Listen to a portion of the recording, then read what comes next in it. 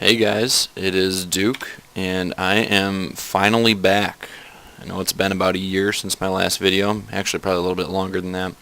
And last update I gave you guys, I had actually stopped playing World of Warcraft. I sold my account and started playing the Old Republic. So I've learned better, and I'm no longer doing that. Got an account, and I've been playing again for a couple months. I've held off on making an updated priest guide for everybody, mainly because I wanted to learn the mechanics of the game again. A lot of things had changed. I didn't even realize there was a monk class until like level 89. I was healing this dungeon. I'm like, holy shit, this rogue is using a two-hander. And then I just realized I was retarded. So it took me a long time to kind of figure out the mechanics, but I think I've got a pretty good understanding of them now. And again, not seeing a whole lot of other guides out there. So here I am, hopefully going to give you a pretty good overview on how to be a disciplined priest, or at least where to start out and what the foundation is. So let's jump right in. First thing I want to talk about is glyphs. Now glyphs are a lot less static now with the implementation of that you can change them in the beginning of an arena. There is one glyph, however, which I do consider necessary, and that's this guy right here, Glyph of Prayer of Mending. I do think that one is a must for pretty much any disciplined PvP priest. I did some testing with it. On average, without this glyph, your prayer mending will tick for 30,000. That's it did that about 10-15 times. It was right around 30,000, with the exception of crits, but on standard 30k. With the glyph, it's about 50k. So that's 20,000 increase. That's huge, especially when most damage or most things you're doing is burst DPS in arenas. If you just leave it so it has an extra charge, I mean, in reality, if they're going on your DPS and they're not going on you, then your prayer mending is just going to jump to you anyways and just sit there until it's done. You're just going to re-up it anyways. So the initial burst healing is huge. I think that one is a must for all disc. Now the other two I play around with pretty much every arena. And the ones I usually go around with, well, let's just talk about the glyphs here. Mass Dispel is very situational. Pretty much if you're going against a mage or a paladin. Ret paladins, it's a must-to-have Mass Dispel because they're usually a target. Mages, I think, as well. It's a must-have. Inner Fire / Inner Sanctum is, again, situational. If you're going against a melee train, like Death Knights, they still like to really target priests. I do recommend having Inner Fire. That armor increase is noticeable. I haven't tested it and got some official numbers yet, but I think it does something like a good percentage of extra damage reduction. You'd be surprised. And then Wizard Cleaves, Inner Sanctum's nice too. Again, I'll kind of interchange those. The other one is that I kind of play around with is Shadow Word Death. So that's pretty much the only time I use Shadow Word Death is if I'm fighting a mage team, RMP, which is a lot less popular for some reason. Considering all those classes are pretty good. Don't know why I haven't seen many of them. But RMP, I'll use Shadow Word Death. Other mage teams, that's pretty much the only situational for Shadow Word Death. And usually I'll run with Prayer Mending, Mass Dispel, and then Shadow Word Death. The other one I kind of play around with is Reflective Shield. That's actually pretty helpful. I've put out 1,000,000 damage in one arena with a Reflective Shield. It's kind of crazy, but it is something that, in the right circumstance, in the right situation, yeah, it's nice to have. And then the only other one I don't use as much, but it's Fear Ward. That's pretty much for Warlock Shadow Priest teams. I'll usually replace Mass Dispel with Fear Ward because what do you get Mass Dispel in that comp? And then I'll put Inner Sanctum, which gives you spell power reduction instead of Inner Fire. So play around with those. It's very situational. It depends a lot on if you get trained in your comp. For me, I play with a Ret Paladin in 3s, so I'm almost never the kill target. So a lot of times I'll replace my Inner Fire or Inner Sanctum with, Shadow Word Death, Reflective Shield, unless I think the team's going to be going on me, which is basically just melee trains. But yeah, so that's kind of where I'm at with those. Yeah, that's about glyphs. Again, glyphs you can kind of switch up quite a bit. So it's not like you really need to make any firm decisions, just as long as you have all the appropriate glyphs you need going into arena, so you can switch it out. Talents, again, same concept. They're very interchangeable, but I'll go with, I don't change many of these. In the 15 tier, I take Scyfiend. The only time I don't take Scyfiend is if I'm doing 2s. then I usually take Dominate Mind if we're playing against a healer. So in 2s, healer DPS, I'll take Dominate Mind just for that extra 8-second CC. It helps out big time. It's won me a lot of games. I do think Siphon's better in 3s though. The 3rd tier, I take Phantasm. It's weird to say, Phantasm. It's when you fade, it removes all movement and parrying effects from yourself, and movement speed is unhindered for 5 seconds. I think that's huge. If everyone, I've been in situations where mages are trying to line up a shatter on me. You can actually fade out of their Nova in LOS. It helps immensely against Death Knights. It's a huge talent. I wouldn't even consider these other two. 3rd tier, 45. There's some good ones here. This is where you have your first kind of decision to make.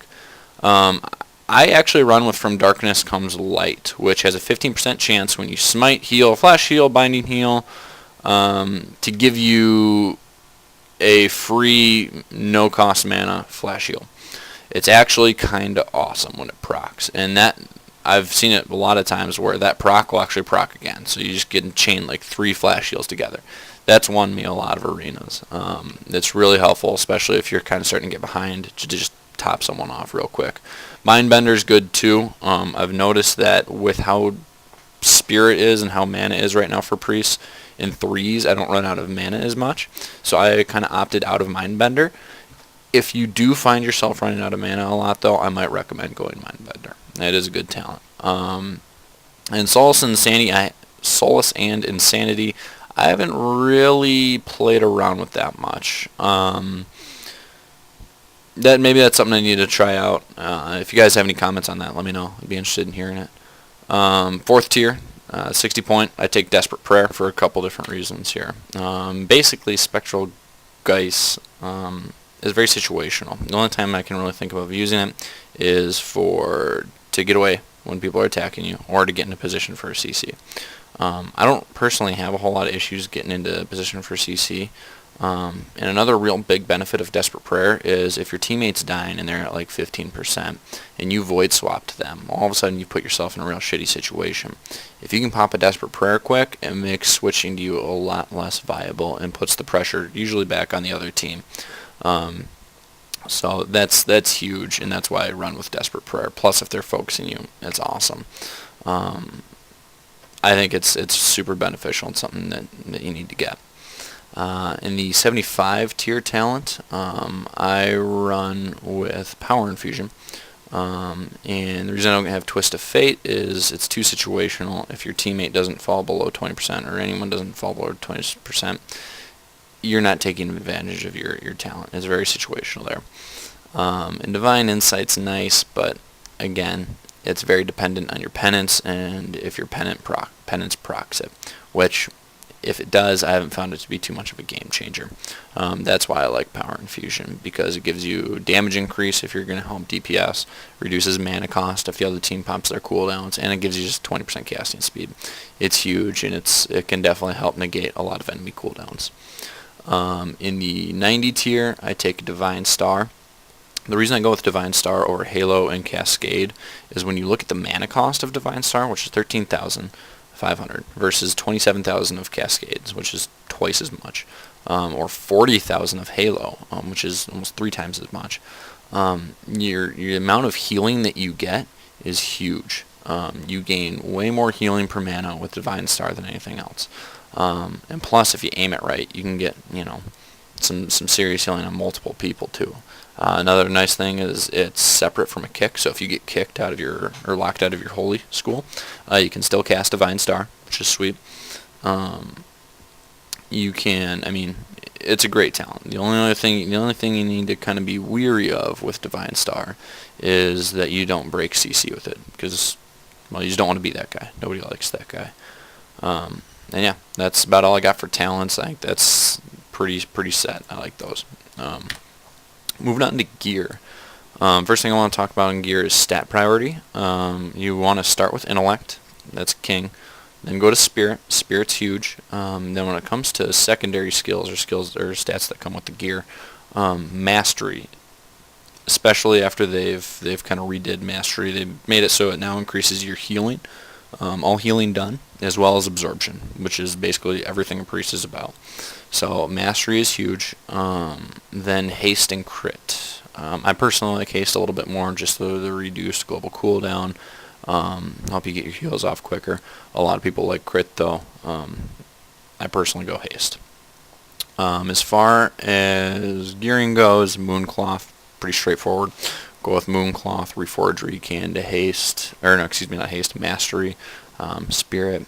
You know, if you're lacking a lot in a stat, you can get some of that, but those are the ones I reforged to. As far as gems go, my go-to gem is a Vivid Wild Jade. It is 160 PvP power and 160 resilience.